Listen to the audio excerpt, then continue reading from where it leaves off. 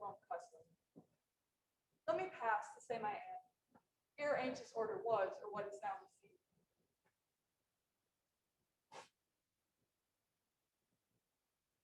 Let me pass the same I am, ere anxious order was, or what is now received.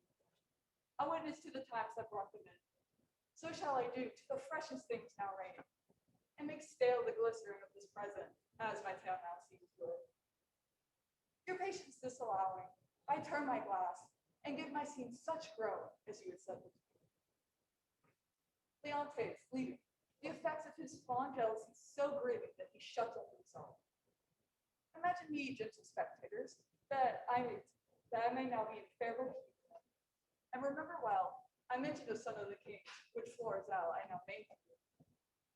And with speed so paced to speak of Perdita, now grown in grace equal with blundering. What of her ensues, I list not promise.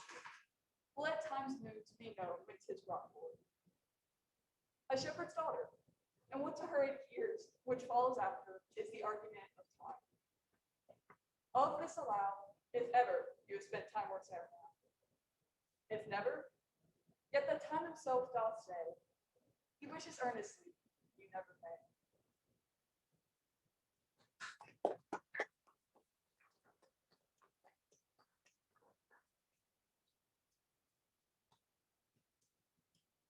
Open your ears, for which if you will stop without hearing when loud river speaks. I, from the orient to the drooping west, making the wind my post horse, still in full the acts commenced on this fall of earth. Upon my tongue's continual slanders ride, the which in every language I pronounce, stuffing the ears of men with false reports. I speak of peaceful covert enmity, under the smile of safety wounds the world.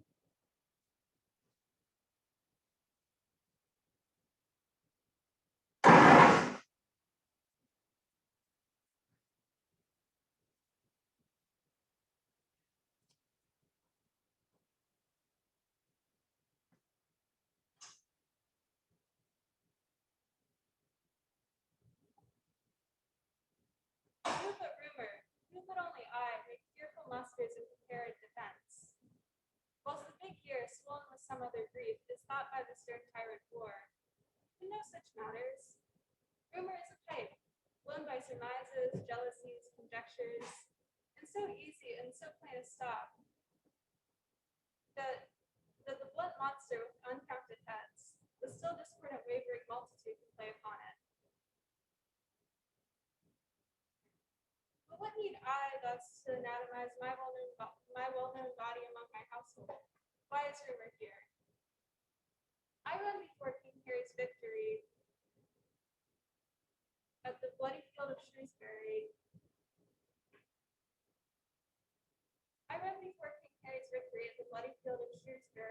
Where he hath beaten down young Hotspur and his troops, quenching the flame of old rebellion, even with the rebels' blood. But what a need to speak so true at first. My office is to noise abroad that Harry Monmouth fell under the wrath of noble Hotspur's sword, and stooped his anointed head as Lilith's death. I've rumored this through the peasant towns between that royal field of Shrewsbury and this Vermeaton hold, where Hotspur's father, old Northumberland, lies cracked and sick.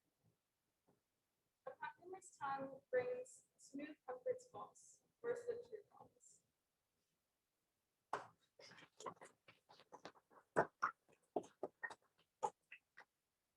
I must show you what means this thing. Fortune forbid my outside have not charmed me. She maketh eulogy, and needs so much that sure me left her eyes above.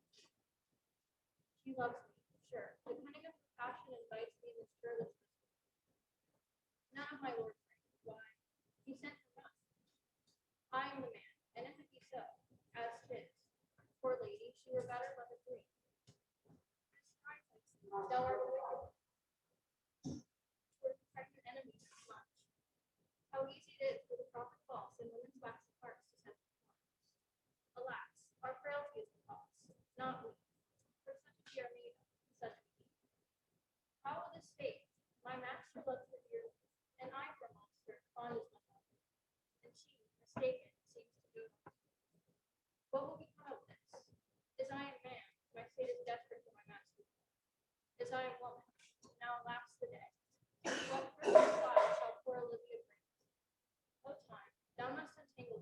not I. This is too hard a knot for me to untie.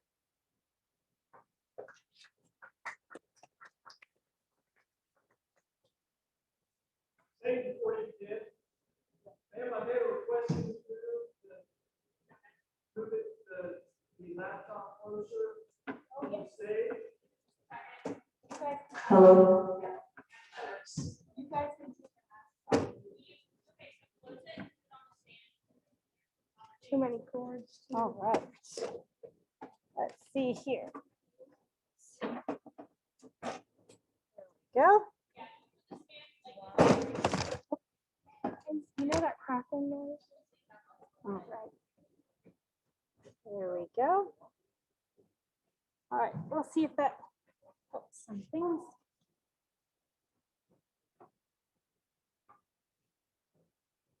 All right, go ahead. Say before you begin, I'm going to ask everyone who goes on now to move your mask while you're on. Think it no more, for nature present does not grow low in foods and bulk, but as this temple waxes, the inward service of the mind and soul grows wide and tall. Perhaps he loves you now, and no soil or hollow thought besmirch approach with his will, but you must fear. His greatness waves, his will is not his own, for he himself is subject to his own birth. He may not, as unvalued persons do, carve for himself, for on this choice depends the safety and health of the whole state. And therefore must his choice be circumscribed to that voice yielding of that body whereof he is the head. If he says he loves you, it fits your wisdom so far to believe it, as he, in his particular active place, may give his saying deed, which is no further than the main voice of Denmark would call.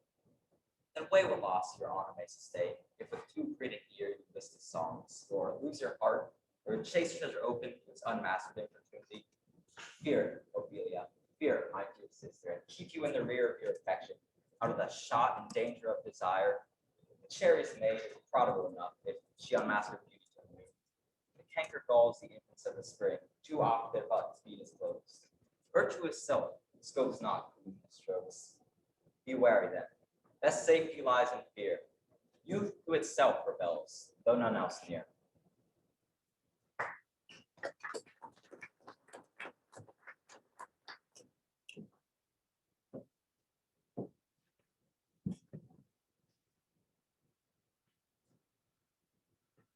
Mary.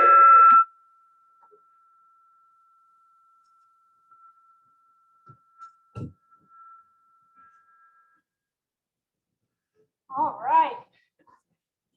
Kudos to you guys for rolling with the punches. All right. All right. Mary, this well carried on her behalf, changed slander to remorse, that is some good.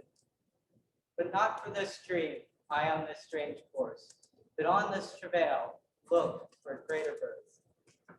She died as it must so be maintained. Upon the instant that she was accused, shall be lamented, pitied, and excused. Every year or so it falls out that what we have, we prize, not to the worth, whilst we enjoy it, but being lacked and lost. Whilst it was ours, so it will fare with Claudio. When he shall hear that she died on his words, the idea of her life shall sweetly creep into the study of imagination. And every lovely organ of her life shall come more apparelled in more precious habit, more moving, delicate, and full of life, into the eye and prospect of the soul, than when she lived indeed, then shall be more.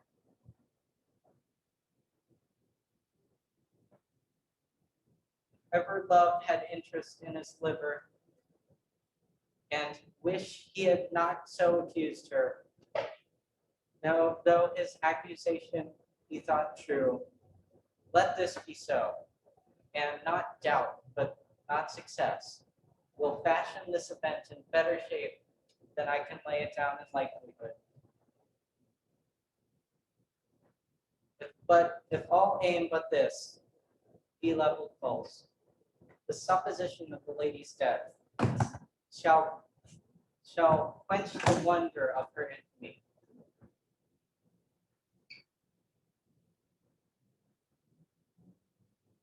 And if this not sort well, you may conceal her in some reclusive or religious life, out of all eyes, tongues, minds, and injuries.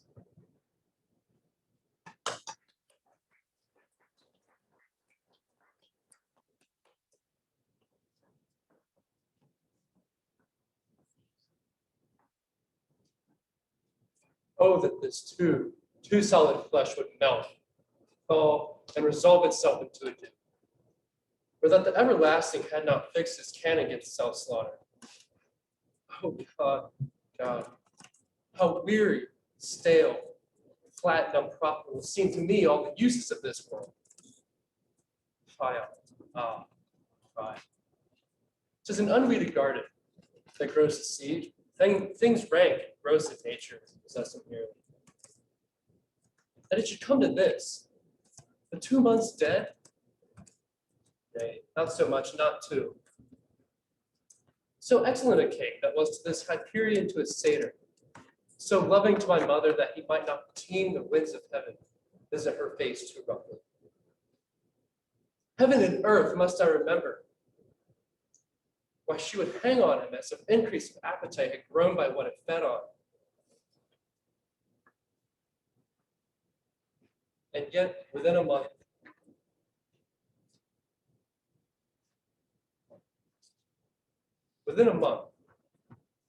and ere yet those shoes were old, which she followed my poor father's body, like Niobe, all tears. Why, she, even she, oh God, beast that wants discourse of reason would have mourned longer, married my uncle, my father's brother, but no more like my father than I to Hercules. Within a month, ere yet the salt of most unrighteous tears had left them flushing in her galled eyes, she married. Oh, most wicked speed to post with such dexterity to incestuous sheets. It is not, nor it cannot come to good, but break my heart, or I must hold my tongue.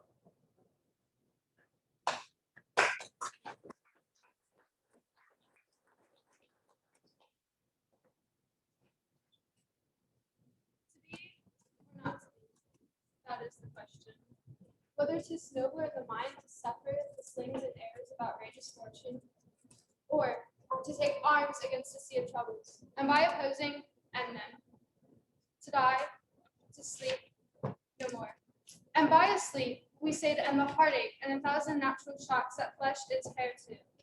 'Tis the consummation, devoutly to be wished, to die, to sleep perchance, to dream. There's the rub. For in that sleep of death, what dreams may come when we have shuffled off this mortal coil must give us pause. There is the respect that makes the calamity of life so long.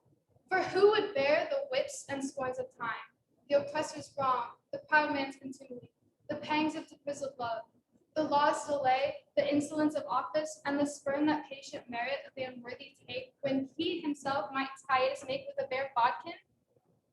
Who would Bartles bear, to grunt and sweat under a weary life, but the dread of something after death, the undiscovered country, from whose bourne no traveler's returns, puzzles the will, and makes us rather bear those ills we have than fly to others we know not of? Thus conscious doth make cowards of us all, and thus the native hue of resolution is sicklied over the pale cast of thought, and enterprise's great pith and moment. With this regard, the currents turn awry and lose the name of action.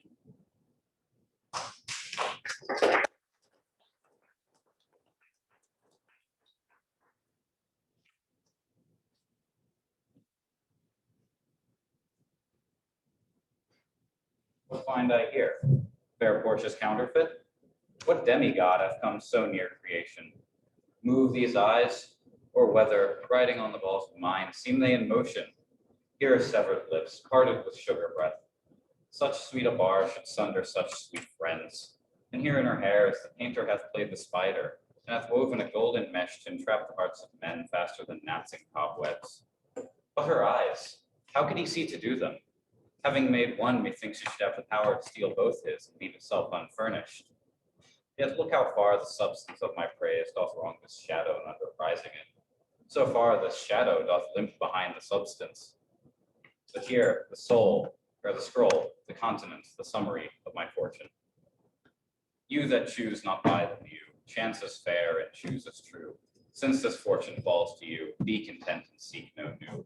If you be well pleased by this, and hold your fortune for your bliss, turn you where your lady is, and claim her with a loving kiss. A gentle scroll, fair lady, by your leave I come to give, and to receive. Like one of two contending in a prize, who thinks he hath done well in people's eyes.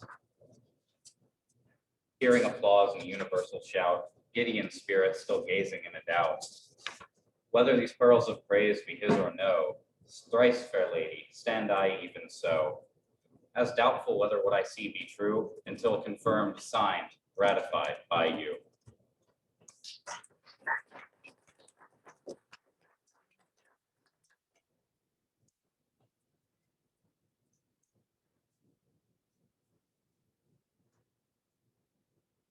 Fair Portia's counterfeit. What demigod hath come so near creation? Move these eyes, or whether, riding on these balls of mine, seem they in motion. Here are severed lips, parted with sugar breath. So sweet a bar should be sundered by such sweet friends. Here in her hairs the painter plays the spider, and hath woven a golden mesh to entrap the hearts of men, faster than gnats and cobwebs. But her eyes, how could he see to do them? Having made one, methinks it should have the power to steal both his, yet leave itself unfurnished. Yet look how far the substance of my praise doth wrong the shadow. In unprizing it, so far the shadow doth limp behind the substance. Here's the scroll, the content and summary of my fortune. You that choose not by view, chance is fair and choose is true. Since this fortune falls to you, be content and seek no new. And if you be well pleased by this, and hold your fortune for your bliss, turn you where your lady is, and claim her with a loving kiss. A gentle scroll, fair lady, by your leave, I come by note to give and to receive. Like one and two contending in a prize, who thinks they have done well in the people's eyes. Hearing applause and universal shout, giddy in spirit, still gazing in a doubt. Will these pearls of praise be his or no? So thrice, fair lady, stand I even so, as doubtful whether what I see be true, until confirmed, signed, ratified by you.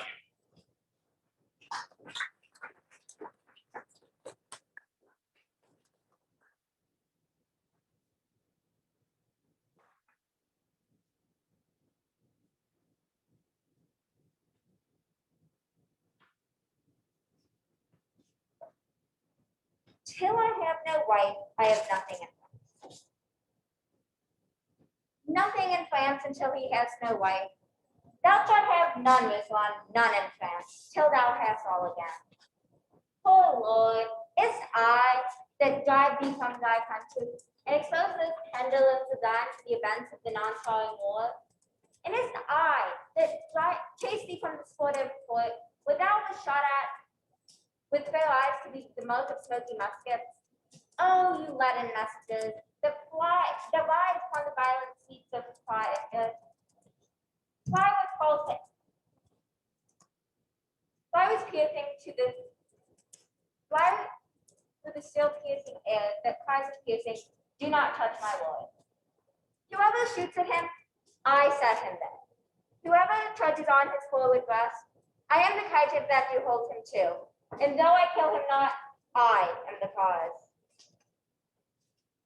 His death was so affected that it were, I met the raven lion where he roared. Though show constraints of hunger, that it were, that all the miseries of nature which oft were once mine. No, come thou home, Salon. But honor but of danger lends a scar, and oft it loses all, I will be gone. My being here is all that holds thee hence. Shall I stay here to do naught? No, no. Although the air of paradise did fan about the house, an angel's office all, I will be gone. That pitiful rumor may report my flight. To consolate thine ear, come night and day, for with the dog pussy I'll steal away.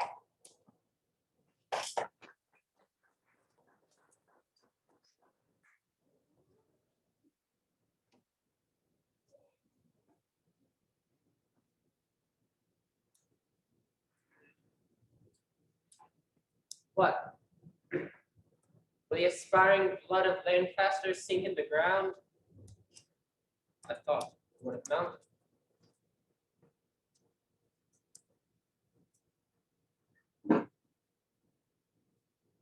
See how my sword weeps for the poor king's death. And may such bloody tears be always shed from those that wish the downfall of our house. Then he sparked life given me. Down, down to hell, and say I sent thee thither. Ah, that have neither pity, love, nor fear. Indeed, 'tis true that Henry told me of. For I often heard my mother say, I came into this world, my legs forward. Had I not reason, think ye, to make such haste, and seek their ruin that usurp our right? Midwife wondered. Women cried, Oh, Jesus bless us, he is born with teeth. And so I was, which plainly signified that I was to snarl and bite and play the dog. Then, since the heavens have shaped my body so, let's hell may crook my mind to answer. I have no brother. I'm like no brother. And this word love, which graveyards call divine, be resident in men like one another, and not in me. I am myself alone.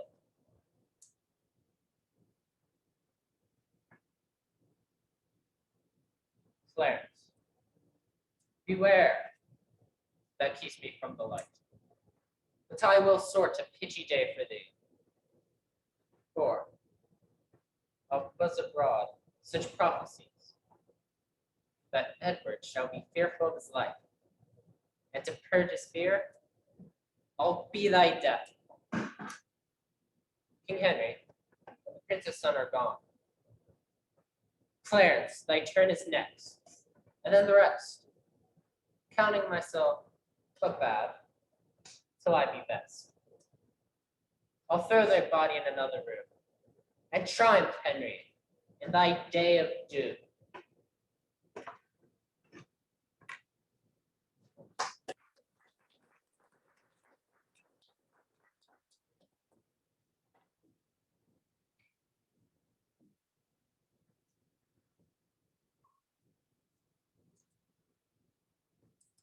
Friends, Romans, countrymen, lend me your ears. I have come to bury Caesar, not to praise him. The evil that men do lives after them, and the good is often turned with their bones. So let it be with Caesar. The noble Brutus hath told you that Caesar was ambitious. If it were so, it were a grievous fault. And grievously hath Caesar answered it.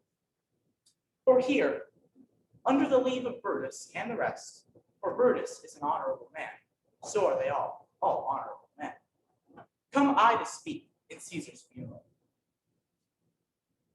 He was my friend, faithful and just. But Brutus says he was ambitious. Brutus is an honorable man.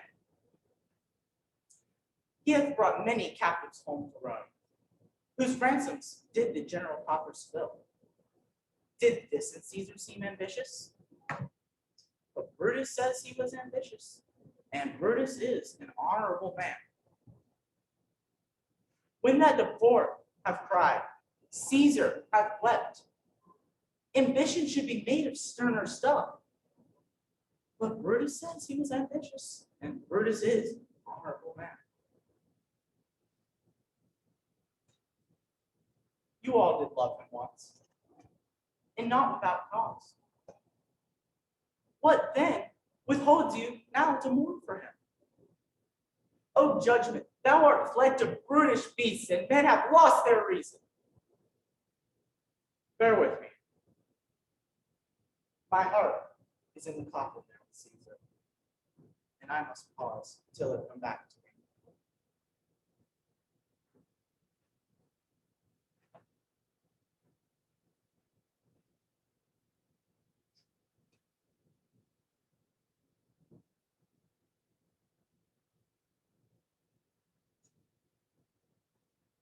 Welcome, good Robbie. Seest thou this sweet sight? Her dotage now I do begin to pity, for meeting her late behind the wood, seeking sweet favors from this hateful food. I did upbraid her and fall out with her. For she his hairy temples and rounded with a coronet of fresh and fragrant flowers. And that same dew which sometime on the buds was wont to swell like round and brilliant pearls, stood now within the pretty flower's eyes, like tears that did their own disgrace with wail. When I had at my pleasure taunted her, and she in mild terms begged my patience, I then did ask of her her changeling child, which straight she gave me, and her fairy sent to bear him to my bower in fairyland. And now I have the boy, I will undo this hateful imperfection of her eyes. And, gentle pup, take this transformed scalp from off the head of this Athenian swain. He awaking when the other do, they all to Athens back again repair, and think no more of this night's accidents, but as the fierce vexation of a dream. But first, I will release the fairy queen. Be as thou wast wont to be. See as thou wast wont to see. Diane's bud or Cupid's flower hath such force and blessed power. Now, my Titania, wake you, my sweet queen.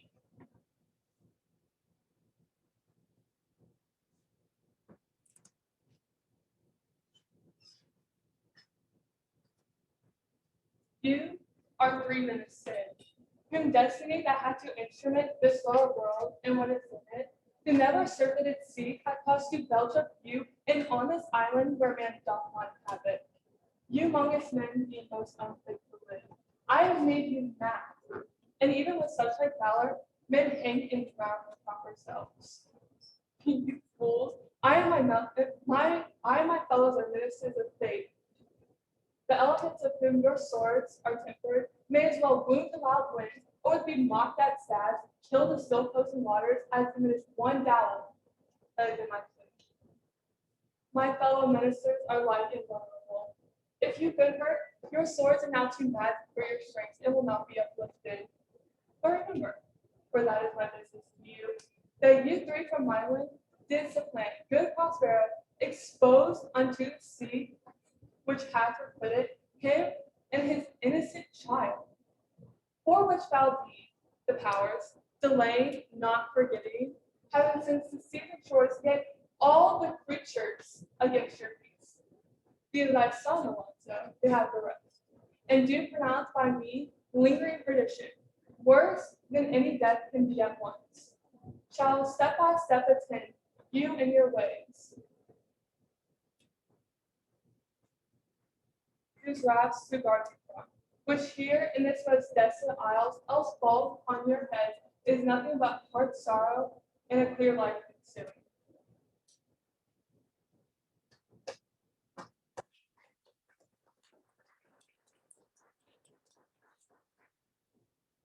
Are not you moved when all the sway of earth shakes like a thing unfirm? Oh, Cicero, I have seen tempests when the scolding winds have rived the knotty oaks, and I have seen the ambitious ocean swell and rage and foam to be exalted with the threatening clouds. But never till tonight, never till now have I gone through a tempest dropping fire. Either there is a civil strife in heaven, or else the world, too saucy with the gods, incenses them to send destruction. A common slave, you know him well by sight, held up his left hand, which did flame and burn like 20 torches joined, and yet his hand, not sensible of fire, remained unscorched. And besides, I had not since put up my sword. Against the capital, I met a lion, who glared upon me and went surly by without annoying me. And there were drawn upon a heap 100 ghastly women, transformed with their fear, who swore they saw men all on fire walk up and down the streets. And yesterday the bird of night did sit, even at noonday, upon the marketplace, hooting and shrieking. When these prodigies do so conjointly meet, let not men say, these are their reasons. They are natural. For I believe they are portentous things unto the climate that they point upon.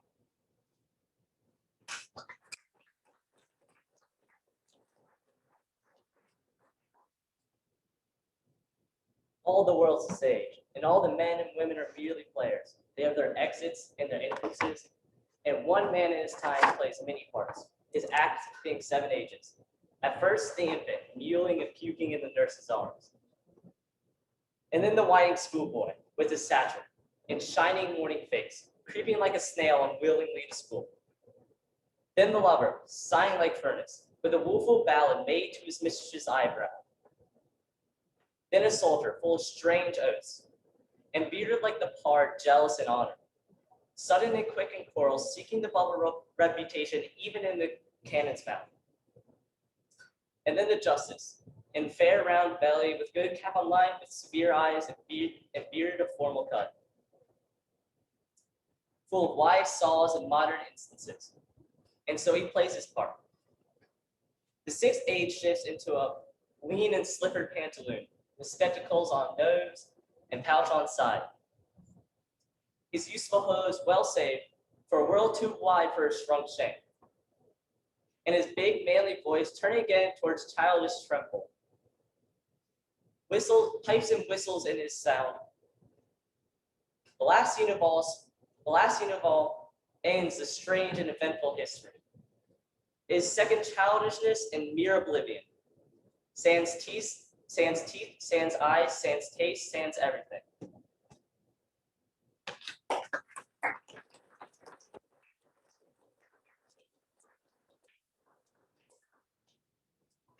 Go ahead and stand up. Take one big bow.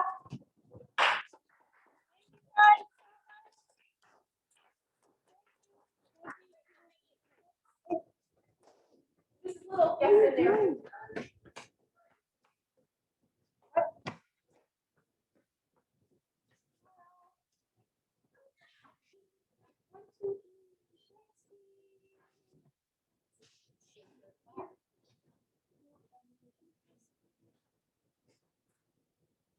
Well done.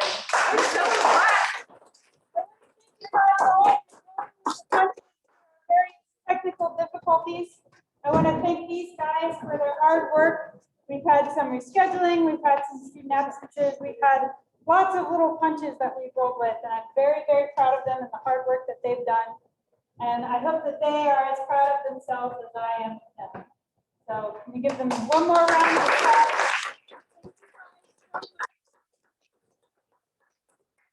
Indeed, yeah.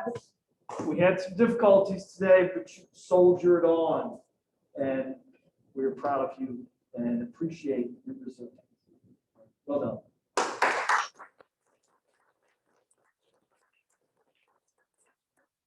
All right, we've got, I think we need to thank Mrs. Little for her work with this presentation. And we've got a few minutes here before announcements, and you can return to doing some schoolwork. Thank you, everyone.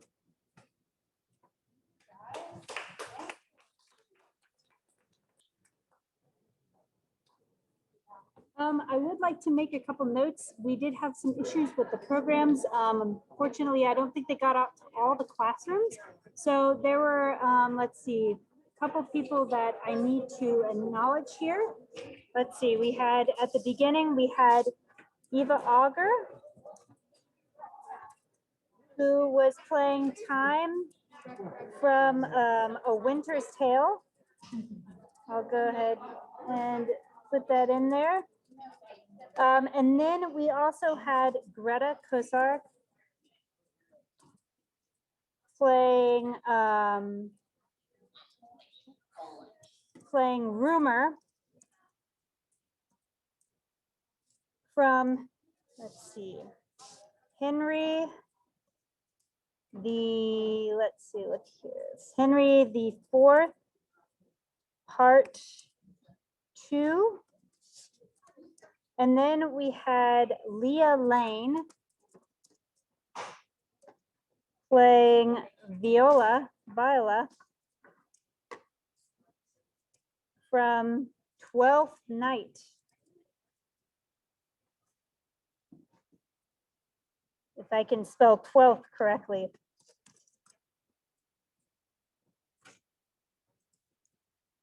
Thank you all so much for tuning in.